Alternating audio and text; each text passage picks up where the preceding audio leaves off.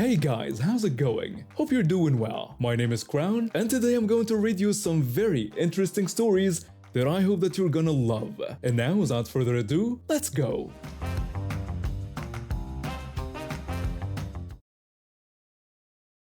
I'm currently 8 months pregnant with my first baby. My husband and I have been pretty careful about going out during my pregnancy, but my doctor said walking would be good for me. Since it's been raining all week, we decided to head to the mall for some indoor walking. Nothing fancy, just a chance to stretch my legs and maybe window shop a little. We've been trying to conceive for 3 years. After 2 miscarriages and countless doctor visits, this pregnancy feels like a miracle. I'm protective of my belly, maybe more than most women, but I have my reasons. Every day I carry this baby is precious to me. My husband has been incredibly supportive throughout everything. He knows how anxious I get when strangers approach us about the pregnancy. We've had a few awkward encounters already where people wanted to touch my belly or give unsolicited advice, so he's gotten pretty good at steering conversations away or creating a buffer between me and overly enthusiastic strangers. We were walking past the food court when this woman appeared out of nowhere. She was probably in her 30s, well dressed, with a little boy trailing behind her. The kid looked tired and was clutching some kind of toy dinosaur. The woman gushed about how I was glowing and asked if her son could touch my belly. I was caught completely off guard. I mean, who just walks up to a stranger and asks that? I looked down at her son, who was maybe 5 years old and seemed more interested in his dinosaur than my pregnancy. I politely declined and told her I wasn't comfortable with that. I tried to keep my voice polite but clear. My husband stepped a little closer to me, and I could feel his protective energy kicking in. But this woman's entire face changed. It was like watching someone flip a switch. Her smile disappeared and her eyes got this hard look. She snapped that it was just a child and questioned what kind of mother I would be if I was already being so rude. My jaw dropped. Did she really just question my future parenting skills because I didn't want her kid touching my pregnant belly? My husband's hand found mine and squeezed gently, which is usually his signal for letting him handle things. But I wasn't done. I repeated that I wasn't comfortable with it and that should be enough. The woman argued back that he was only 5 years old and wouldn't hurt me. She complained that people were so paranoid these days. Her son was looking up at both of us now, clearly confused by the tension. I felt bad for him being dragged into this weird situation by his mother. I explained that it wasn't about being paranoid but about boundaries. I told her I didn't know her or her son and had the right to say no. She called me ridiculous and claimed it was good luck for children to touch pregnant bellies. She said I was basically denying her son a blessing. My husband finally jumped in and told her that I had said no and that was the end of it. Thank God for him stepping in because I was starting to see red. But Karen wasn't backing down. She complained that now my husband was being rude too. She said I was carrying a baby, not the crown jewels, and it was just a belly touch. I shot back that just because I was pregnant didn't mean I lost the right to decide who touches my body. She accused me of raising a selfish child with my attitude. She claimed that children need to learn about pregnancy and babies, and her son had never felt a baby kick before. I suggested she find a willing friend or family member instead of harassing strangers in the mall. That seemed to really set her off. Her face got red and she started gesturing wildly. She yelled that she had asked politely and I was the one being a complete witch about a simple request. She demanded to know what was wrong with me. By now we were attracting attention from other people in the food court. I could see a security guard starting to walk in our direction, probably wondering what the commotion was about. I told her nothing was wrong with me except that I was dealing with someone who couldn't take no for an answer. She told me to be selfish then, but not to come crying to her when my kid grew up to be just as rude and antisocial as me. She grabbed her son's hand and started to storm off, but then she turned back around. She declared that people like me were what was wrong with society these days, calling me selfish and mean. Then she delivered the final blow, saying that poor baby didn't deserve a mother like me. That last comment hit me like a punch to the gut. After everything we'd been through to get pregnant, having a stranger question whether I deserved to be a mother was devastating. My husband stepped forward and his voice got very quiet and controlled, which anyone who knows him will tell you is when he's the angriest. He told her she needed to walk away right now before he called security over to explain why she thought it was appropriate to verbally abuse pregnant women in public. The security guard was definitely heading our way now, and Karen seemed to notice, but she couldn't resist one final parting shot. She said whatever, and that she felt sorry for my baby already. She walked off with her poor son, who kept looking back at us with confusion written all over his little face. The security guard reached us just as she disappeared into the crowd. He asked if everything was okay. My husband explained that a woman had been harassing me and wouldn't leave us alone when we asked her to. The guard offered to find her and have a word with her. I was tempted, but honestly I just wanted to go home at that point. The whole encounter had left me shaky and emotional. I told him no, she was gone now, but thanked him anyway. We ended up cutting our mall walk short and heading home. I spent the rest of the day feeling upset and doubting myself. Was I really being unreasonable? Should I have just let the kid touch my belly to avoid the drama? But my husband reminded me that I have every right to set boundaries about my own body, pregnant or not. I'm a 19-year-old college student and my sister is 28. She is 7 months pregnant and lives with her boyfriend about an hour away from my college campus. Since we both visit our parents on weekends sometimes, she occasionally gives me rides home to save me bus fare. Last Friday, I spent the day at the beach with some friends from my dorm. I'm pretty pale and forgot to reapply sunscreen after swimming. By Saturday morning, I looked like a lobster. My shoulders, back, and arms were bright red and painful to touch. Even the lightest fabric felt like sandpaper against my skin. When I called my sister that afternoon to ask for a ride home, she agreed, but mentioned she needed to stop at that Swedish furniture store first and grab dinner afterward. She made it clear I'd be paying for my own meal, which was totally fair since she was already doing me a favor with the ride. I packed light since I was in pain and could barely move my arms to fold clothes. I threw on the only things that didn't hurt: loose sweatpants, a baggy t-shirt, and flip-flops. Everything else in my closet felt like torture against my burned skin. My sister picked me up around 2 in the afternoon.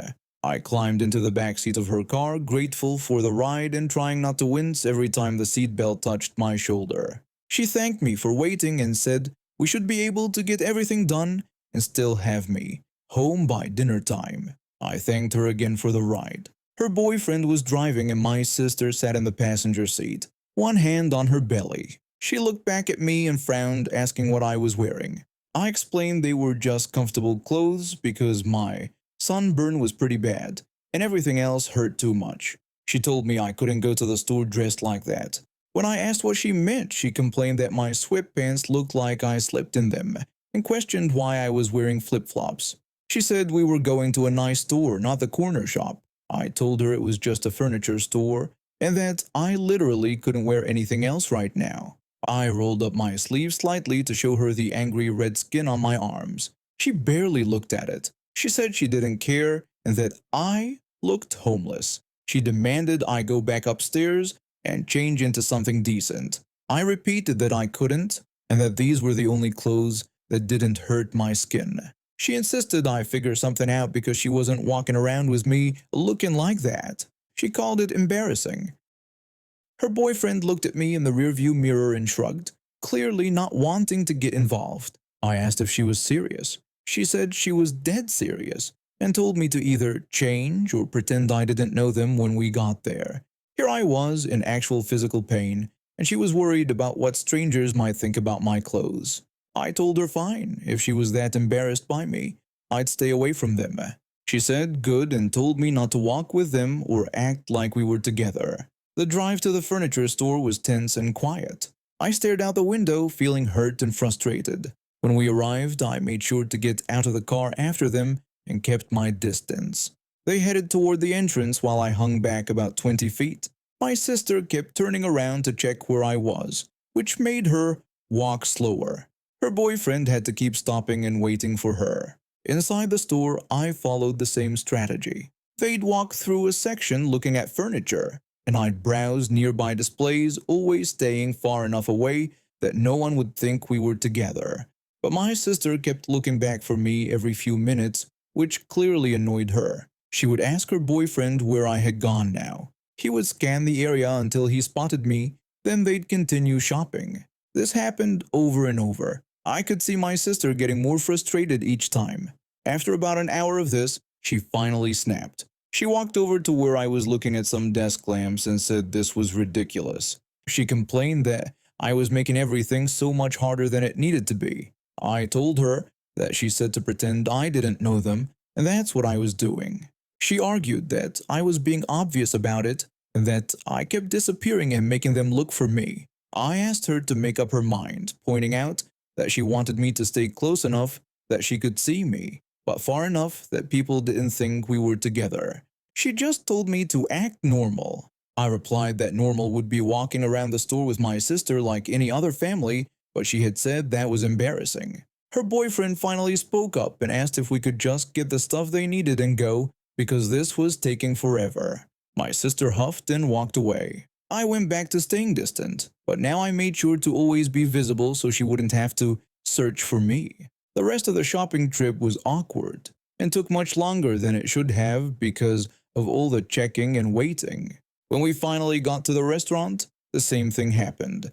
They sat at a table while I sat at the counter by myself, ordered my own food, and ate alone. Other customers probably thought it was weird that this pregnant woman kept staring at some random guy eating by himself across the room. The drive home was silent except for my sister occasionally complaining about how long everything took. When they dropped me off at my parents' house, she didn't even say goodbye. I thanked her for the ride and she just said, "Whatever."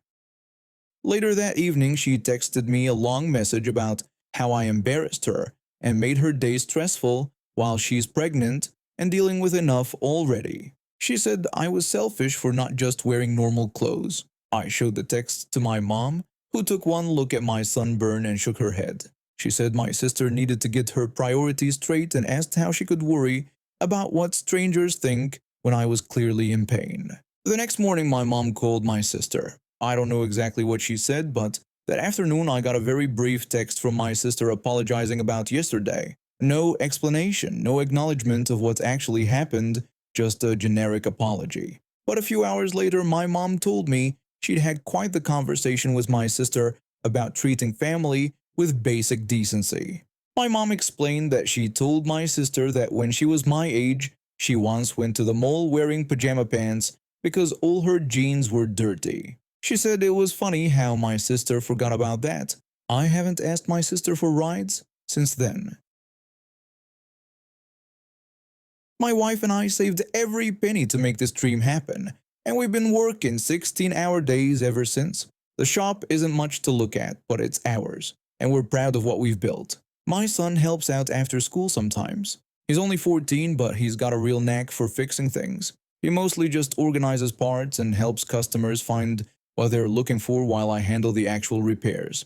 It's good for him to learn responsibility, and honestly, we need the extra pair of hands. I hired Karen about 6 months ago. She seemed nice enough during the interview, though I noticed she had a lot to say about how her previous bosses didn't appreciate her talents. I should have seen the red flags, but we desperately needed help with customer service, while I focused on repairs. From day one, Karen acted like she owned the place. She'd rearrange displays without asking, argue with customers about pricing, and constantly complain about everything from the temperature to the music I played. But the final straw came last Tuesday. I was in the back working on a particularly tricky laptop repair when I heard shouting from the front.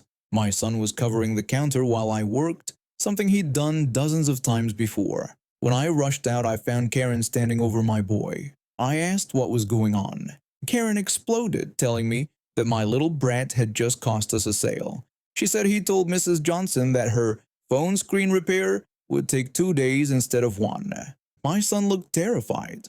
He's usually confident, but Karen was towering over him, practically spitting with anger. He tried to explain to me that the customer had asked when her phone would be ready, and he told her what I always say about screen repairs taking the usual time. Karen cut him off, saying she didn't care what he usually says, She had already promised the customer it would be done tomorrow. I reminded Karen that we'd talked about this before. Screen repairs take 48 hours minimum because we have to order the parts. I told her she can't promise customers something we can't deliver. Karen snapped back that this was exactly the problem with this place. She said I had no ambition and no drive to succeed. She claimed that now my son was learning the same lazy habits. She turned back to my son, jabbing her finger at his chest. She told him to listen to her, saying that when she's working, he doesn't contradict her in front of customers. Ever. That's when she shoved him. Hard. My 14-year-old son stumbled backward into the parts cabinet, knocking over several boxes of components. The look of shock and hurt on his face made my blood boil. I told her that was it. She was fired and needed to get out of my store right now. Karen asked me to excuse her like she hadn't heard me correctly. I repeated that she heard me. I said she had just assaulted my son and needed to get her things and leave immediately. But Karen didn't move. Instead, she crossed her arms and smirked. She told me I couldn't fire her. She claimed she was the best employee I'd ever had and that this place would fall apart without her. I explained that I'm the owner of this business and I absolutely can fire her. I said I just did and told her to leave now or I would call the police. Karen told me to go ahead and call them. She said they would see that she was just trying to discipline an unruly child who was costing us money. She called it good management. She actually thought she had the right to put her hands on my son. Karen continued, saying that besides, I needed her more than she needed me. She told me good luck finding someone else willing to work for the pathetic wages I pay. My son was still standing by the cabinet, rubbing his shoulder where she'd shoved him. Seeing him hurt because of this woman's entitlement was more than I could take. I told my son to go to the back room and call his mother. I asked him to tell her what happened. When he walked away, Karen called after him, telling him to run to mommy. She said maybe his mother could teach him some manners. That did it. I pulled out my phone and dialed 911. I told the operator I needed police at my store immediately. I explained that an employee had just assaulted my minor son and was refusing to leave the premises. Karen's smirk faltered for just a moment, but then she doubled down. She told me I was making a huge mistake. She said when the police got there, she was going to tell them how I'd been creating a hostile work environment. She claimed I let my son disrespect paying customers and that they would side with her. For the next 20 minutes, while we waited for the police, Karen continued her rant. She paced around the store like she owned it, touching merchandise and reorganizing displays. She even helped herself to a soda from our mini fridge. Karen lectured me about not understanding modern business practices. She said customer service is about making promises and finding ways to keep them. She insisted my son needed to learn that. I told her that my son doesn't need to learn anything from someone who thinks it's okay to put their hands on a child. Karen dismissed this, saying she barely touched him and that he was being dramatic. She complained that kids these days are so soft. When the police finally arrived, I thought Karen would at least try to appear reasonable. The first officer, a middle-aged man with kind eyes, introduced himself and asked what was happening. He asked Karen if it was correct that the store owner had told her she was fired and asked to leave. Karen explained that I thought I had fired her, but I couldn't. She said she was an essential employee and this place needed her. The officer told her that's not how employment works. He explained that if she'd been fired, she needed to gather her belongings and leave the premises. Karen refused, saying she wasn't going anywhere until I realized my mistake and apologized. She wanted apologies both to her and to Mrs. Johnson for the poor service. The officer asked me about the assault I had mentioned. I explained that she shoved my 14-year-old son when he gave a customer accurate details about repair times. My son had come back from the office and quietly described what happened. The officer took notes while Karen kept interrupting, insisting that he was exaggerating. She claimed she was just trying to get the boy's attention because he wasn't listening to her. The officer told her that she had admitted to putting her hands on a minor, which is assault. He said she needed to come with them. Karen protested that this was ridiculous and that she had rights. She yelled that they couldn't arrest her for doing her job. The officer explained that her job doesn't include putting hands on anyone, especially a child. He told her to turn around and put her hands behind her back. Even when the handcuffs clicked into place, Karen kept protesting. She screamed that this was discrimination and that she was being targeted because she's a strong woman who stands up for herself. She threatened that I would be hearing from her lawyer. The second officer had to help escort her out because she kept trying to plant her feet and refused to walk. Karen kept shouting that I was making the biggest mistake of my life. She threatened to sue me for wrongful termination, false imprisonment, and discrimination. Her voice echoed down the street when they put her in the patrol car. Several customers who had been waiting outside came in once she was gone, and more than one commented on how much more peaceful the store felt. 2 weeks later, I received a call from the prosecutor's office. Karen had been charged with assault on a minor, and they wanted to know if we'd be willing to testify. I didn't hesitate to say yes. The trial was scheduled for the following month, but I heard Karen try to represent herself and kept insisting to the judge that she was the real victim. Apparently, she even brought printouts of negative online reviews she'd written about my business to support her claims about my poor character. She was found guilty and sentenced to community service, anger management classes, and ordered to pay restitution for the components that were damaged when my son fell into the cabinet. The judge also issued a restraining order keeping her away from my store. My son was pretty shaken up for a few days, but he bounced back. If anything, the experience taught him that standing up for what's right sometimes means dealing with unreasonable people. He still helps out at the store though. I'm much more careful about who I hire now. Karen tried to get unemployment benefits, claiming she was fired without cause. When the unemployment office contacted me for details, I was happy to provide them with a police report and court records. Her claim was denied. Mrs. Johnson, the customer whose phone repair started this whole mess, became one of our most loyal customers. When she heard what happened, she told everyone she knew about how professional and honest we were, even when it meant longer wait times. Our business has actually grown since Karen left. I'm 18 and this is my first real job at a little gift shop downtown. The place sells candles, journals, coffee mugs with inspirational quotes, and all that stuff people buy when they can't think of what else to get someone. The owner is this really nice older woman who hired me 3 months ago, but she's hardly ever around. She spends most of her time at her other business across town, which means the assistant manager basically runs everything. The assistant manager has been there for 2 years and acts like she owns the place. She's maybe 25 and treats this job like she's the CEO of some major corporation. From day one, she made it clear that I was just there to follow orders and keep my mouth shut about everything else. The thing is, I actually care about making the store look good.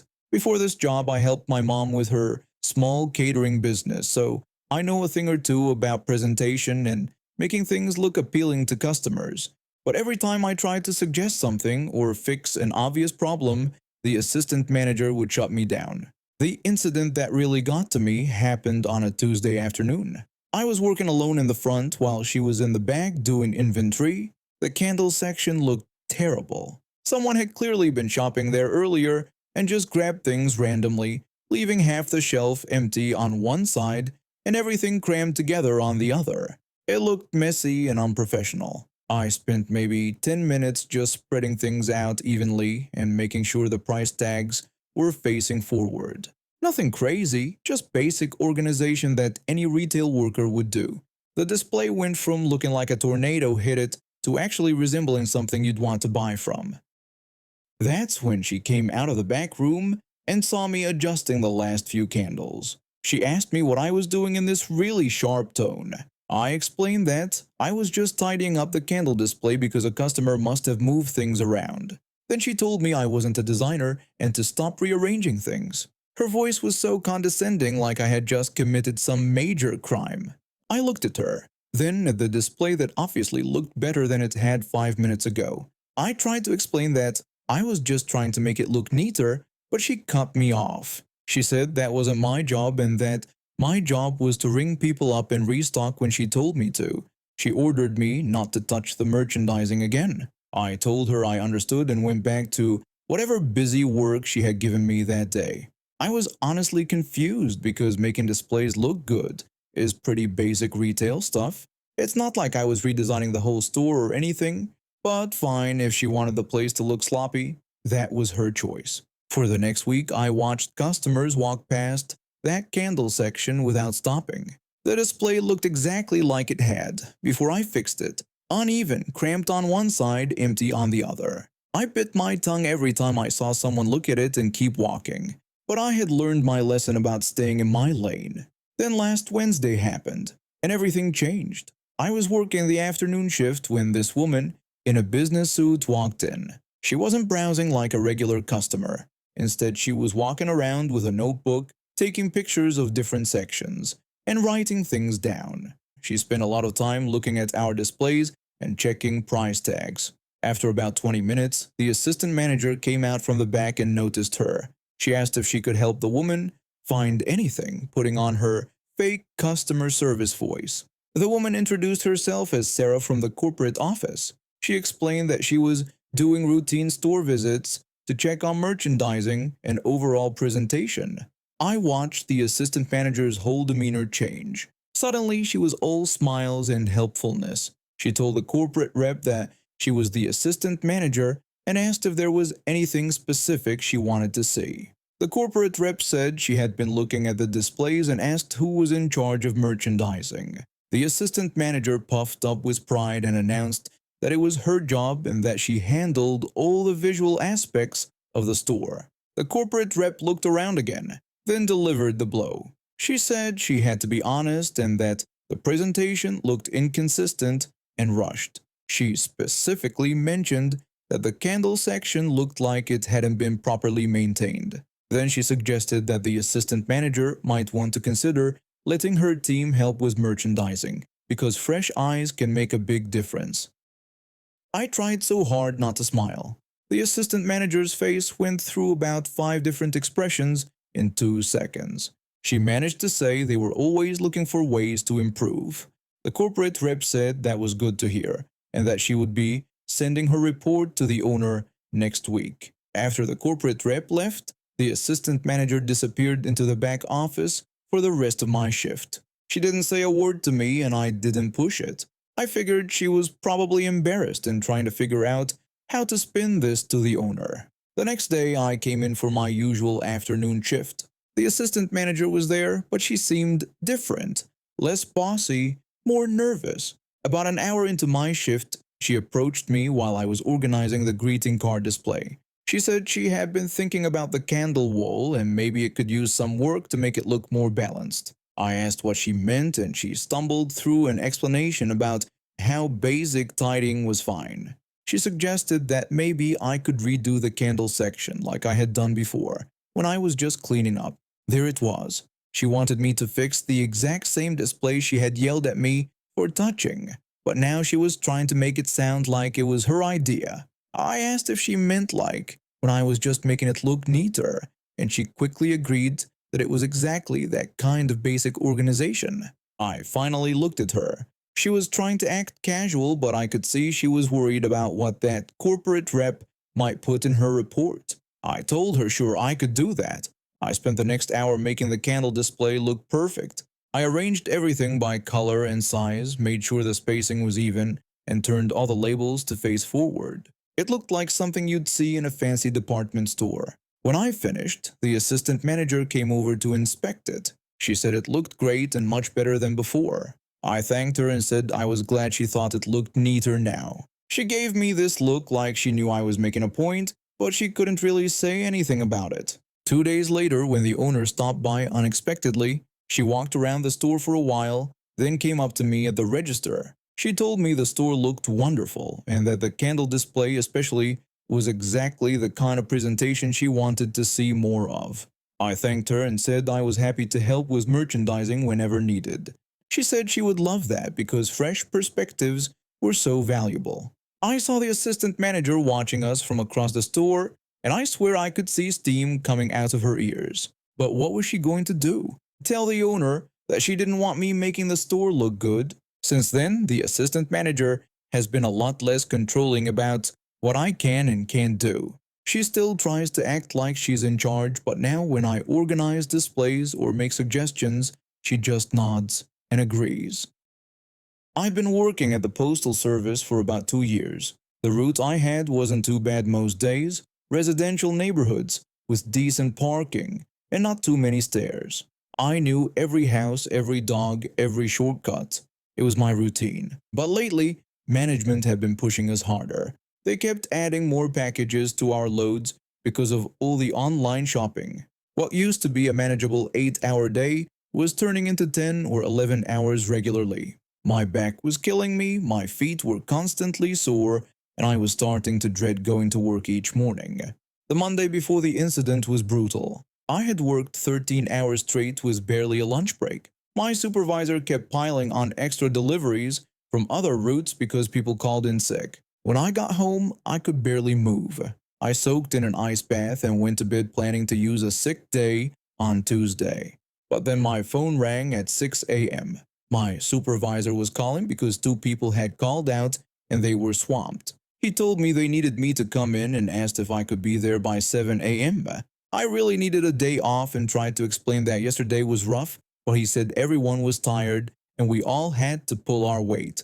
I should have said no. I should have stuck to my guns and taken that sick day. But I'm one of those people who feels guilty disappointing others, so I dragged myself out of bed and headed to the station. When I got there, I saw a mountain of packages waiting for me.